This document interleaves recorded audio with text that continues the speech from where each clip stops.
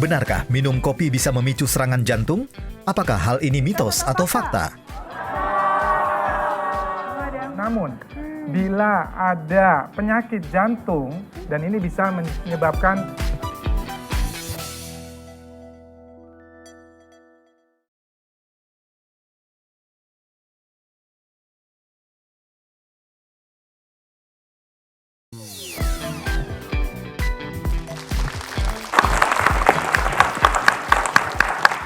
Pemirsa Dokter Indonesia, nah di segmen ini adalah segmen yang banyak ditunggu-tunggu oleh pemirsa di rumah. Tahu nggak segmen apa nih Jody? nggak tahu saya. Segmen mitos atau fakta. Dan segmen ini tentunya kita masih berkaitan erat dengan pembahasan seputar jantung. Nah, untuk itu saya mau mengajak para penonton yang ada di studio untuk menebak apakah pernyataan yang saya ucapkan nanti itu termasuk mitos atau fakta. Sudah siap semuanya? Siap. Saya mau tanya dulu penonton di studio dari mana ini?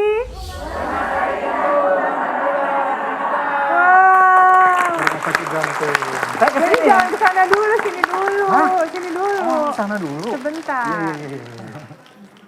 Wah, tentunya kalau penontonnya ini dari Rumah Sakit Harapan kita jantung pasti sudah kenal banget dong ya tentang pernyataan-pernyataan yang berada di seputar masyarakat tentang kesehatan jantung. Tapi belum tentu juga. Belum tentu juga. Makanya nih kita langsung aja mulai. Kita mau ngetes. Ya betul. Kita akan memberikan pernyataan dan pernyataan pertama ini banyak sekali diutarakan oleh masyarakat awam. Ya. Yaitu sudah siap semuanya? Coba diangkat dulu papannya. Nah, Oh. oke. Pernyataan yang pertama. Telapak tangan berkeringat tanda sakit jantung. Mitos atau fakta? Oh, banyak yang mitos. Wah, coba. Jadi boleh nggak nih, Mas samperin, nanti Ya. kira-kira Mas mau tanya yang mana? Aku penasaran nih ya. Mitos. Iya. Itu teman saya ada yang namanya Totos, jadi mirip-mirip Totos. Mbak siapa namanya Mbak? Nama saya Ana. Oke Mbak, itu jawab mitos kenapa tuh? Karena kan kalau keringat biasanya terjadi itu karena ada ya biasa bergumpal ya keringetan gitu, bukan karena sakit jantung. Oh, kembali ke Kalau dokter. menurut Mas Jody Iya. gimana? Kan Kalau- pengalamannya berkeringat nggak tangannya? Enggak, itu keringatnya di sini, di kepala dan sebagainya, bukannya di telapak tangan. Kalau di telapak tangan itu biasanya saya keringetan, ya bukan honornya nggak turun-turun.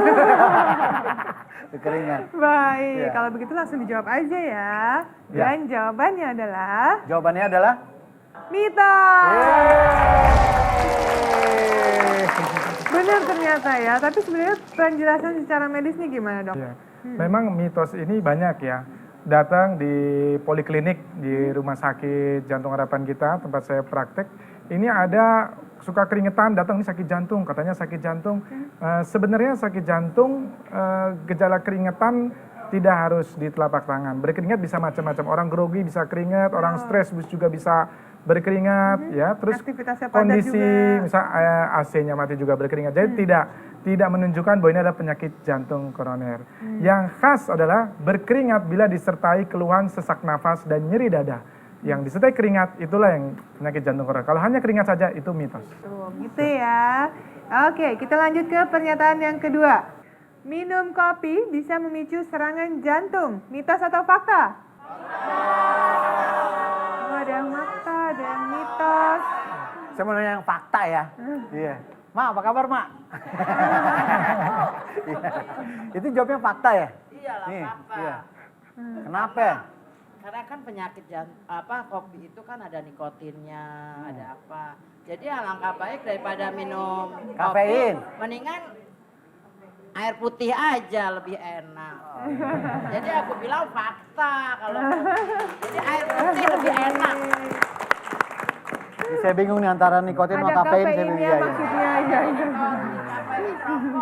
Kopi. Iya, iya, iya. Memang kalau orang yang serangan jantung atau punya penyakit jantung, biasanya memang yang paling dihindari salah satunya kopi ya. Tapi saya mau jawab dulu nih, ini termasuk mitos atau fakta? Dan jawabannya adalah mitos.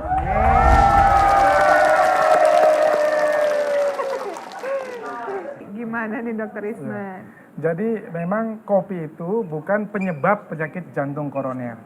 Dia malah ada efek proteksi terhadap pembuluh darah dan juga pada penderita kencing manis. Namun bila ada penyakit jantung, baik itu penyakit jantung koroner atau gagal jantung atau penyakit jantung bawaan, kopi akan menyebabkan tekanan darah menjadi meningkat dan juga denyutnya juga menjadi cepat, dan ini bisa menyebabkan pencetus terjadinya serangan jantung atau terjadinya sesak nafas mendadak. Tapi bagi yang sudah ada penyakit jantung sebelumnya, tapi dia bukan sebagai penyebab untuk penyakit jantung, tapi dia sebagai pencetus.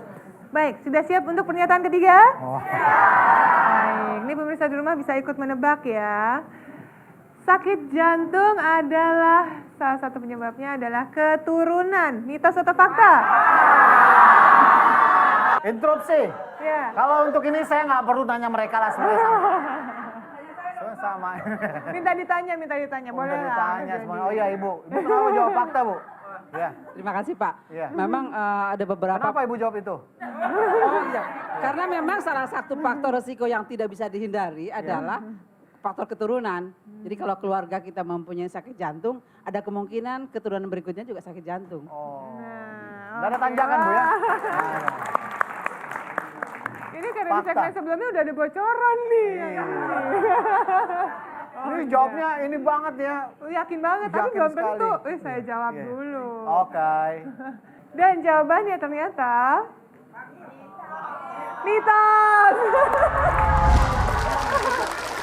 Mungkin tadi di segmen sebelumnya kurang menyimak nih ya. Ada kata-katanya yang saya sebutkan tadi adalah penyebab. Nah, sebenarnya gimana nih Dr. Isman? Ya, jadi penyakit jantung koroner itu disebabkan oleh proses aterosklerosis. Proses aterosklerosis disumbangkan oleh namanya faktor risiko. Jadi ada tadi kencing manis, kolesterol, salah satunya keturunan. Jadi keturunan atau genetik di sini sebagai faktor risiko dari penyakit jantung koroner.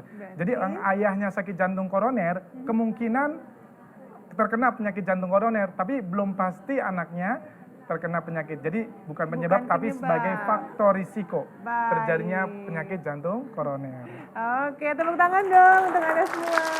Iya, seru ya. Jadi kita memang sering jadi dilema ya untuk menjawab antara apakah ini mitos atau fakta. Gitu Karena ya. di masyarakat kan masih banyak yang beredar Betul. kan seperti itu kan. Setelah ini masih banyak informasi menarik lainnya, tapi saya harus berterima kasih dulu untuk Dr. Isman. Terima kasih Ya, banyak Dr. Isman terima sudah hadir kasih. di Dokter Indonesia. Saya kenal beliau bukan dipanggil Dokter Isman, Dokter Choi. Baik. Oke dok. Terima kasih banyak dok.